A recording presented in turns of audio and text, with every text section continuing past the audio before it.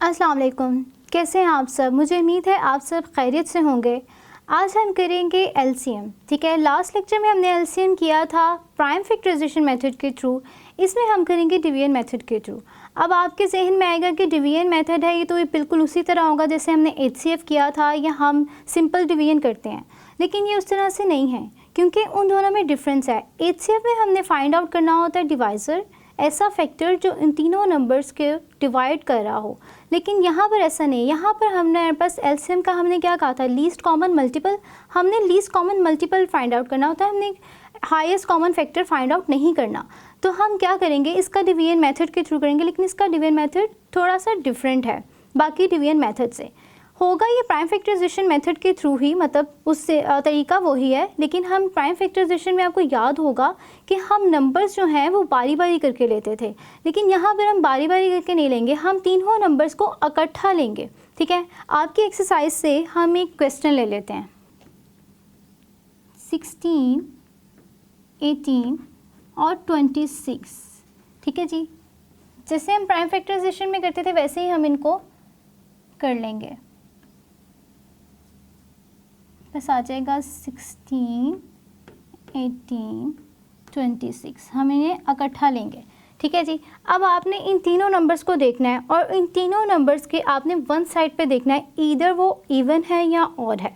अब आप इनकी वन साइड पे देखें तो हमें तीनों नंबर्स की पता चलेगा कि तीनों ही इवन नंबर्स हैं, यानी कि ये 2 से डिवाइड हो जाएंगे। ठीक है, प्राइम नंबर्स हम यहाँ पे लिख लेते हैं ताकि हमें आसानी हो। प्राइम नंबर्स क्या थे? प्राइम नंबर्स उन नंबर्स को कहते हैं जो सिर्फ अपने टेबल से डिवाइड होते हैं।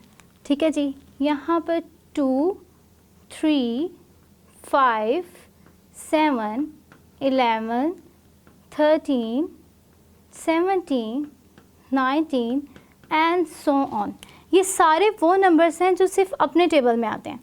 ठीक है जी, अब हमने देखेंगे तीनों थे हमारे पास नंबर्स, उनके वन साइड पे था इवन नंबर, तो हमने सबसे पहले वाला प्राइम नंबर उठाया जो कि है 2।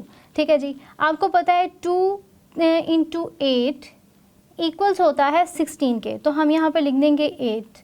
ठीक है जी, आगे हम देखेंगे 2 के टेबल में 18 आता है, तो बिल्कुल आता है। 2 × 9 इक्वल्स 18। ठीक है जी, आगे हमारे पास है 26। अगर आपको टेबल नहीं याद 26 तक, क्योंकि 10 तक टेबल याद होते हैं, तो आपको जैसे हमने पहले मेथड के थ्रू किया था हम बिल्कुल वैसे करेंगे। हम फिर इसकी लेफ्ट 10 साइड पर देखें, 10 साइड को पहले हम डिवाइड करेंगे। 2 × 1 इक्वल्स 2।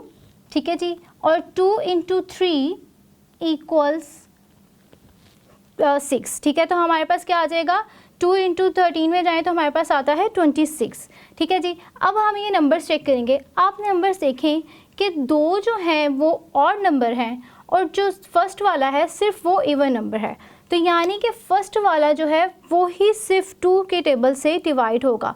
आपने क्या करना है, आपने कुछ देर के लिए इन 2 नंबर्स को कंसिडर नहीं करना। ठीक है, हम इसको एज इट इज़ नीचे लिख देंगे, हम इनको कंसिडर नहीं करेंगे। मैं क्या करूँगी, मैं यहाँ पे 2 लिखूँगी और यहाँ पर 2 × 4 हमें पता है 8 होता है। अब 2 के टेबल में 9 नहीं आता और ना 13 आता है, हम इनको एज इट इज़ नीचे लिख देंगे। ठीक है जी, ज़रूरी नहीं है कि जब हम डिवीजन मेथड कर रहे हों तो तीनों नंबर्स उसी एक नंबर से, प्राइम नंबर से डिवाइड होते हों। तो जब नहीं होते तो हम क्या करते हैं, उसको एज इट इज़ नीचे लिख देते हैं। अब आप इसमें देखेंगे सबसे छोटा नंबर जो है हमारे पास 4 है, तो हम सबसे पहले 4 को सॉल्व करेंगे। तो हम क्या लिखेंगे, हम फिर लिखेंगे 4 जो इवन नंबर है यानी 2 के टेबल में आएगा, तो हम यहाँ पर 2 को 2 × 2 इक्वल्स 4। ठीक है जी, सॉल्व कर लिया हमने इसको। अब 2 के टेबल में 9 भी नहीं आता और 13 भी नहीं आता, हम सिंपली इसको नीचे एज इट इज़ लिख देंगे। ठीक है जी, अब नेक्स्ट हमारे पास क्या है, 2 जो कि एक इवन नंबर है, 2 के टेबल में आता है।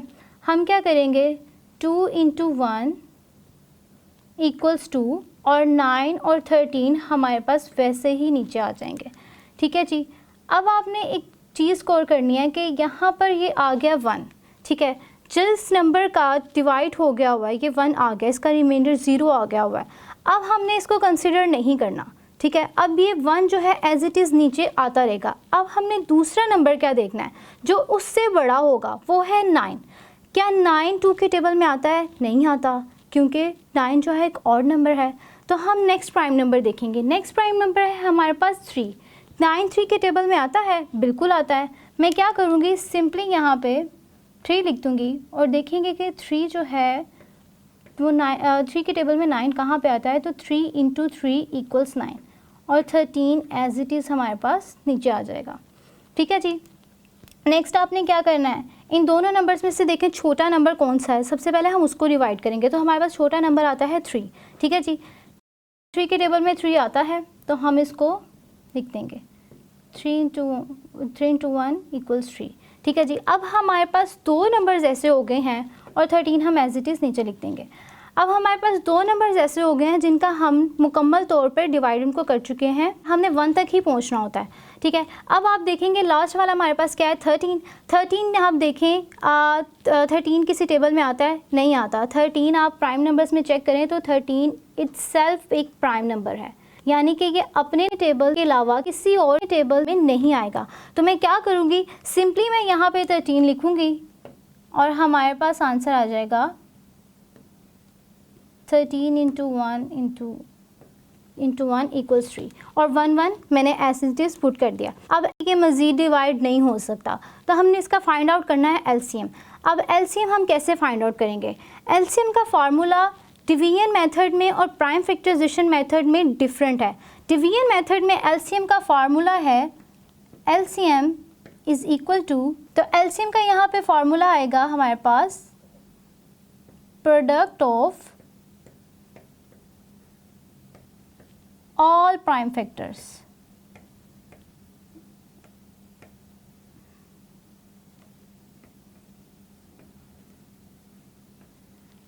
ठीक है जी।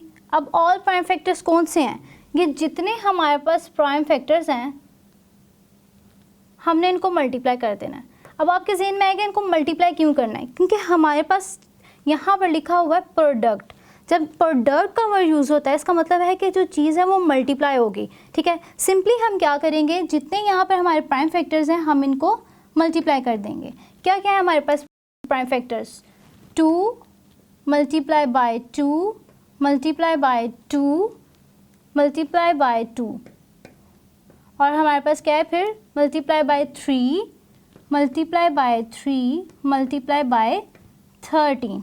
अब आपने इसको मल्टीप्लाई कैसे कैसे करना है, आपने क्या करना है कि 2 × 2 इक्वल्स होता है 4 के, तो हम यहाँ पे छोटा सा 4 लिख देते हैं ताकि आपको आसानी रहे। ठीक है। अब हमने यहाँ पे 2 को आगे 2 मल्टीप्लाई नहीं करना, अब हमने इस 4 को मल्टीप्लाई करना है 2 से। ठीक है।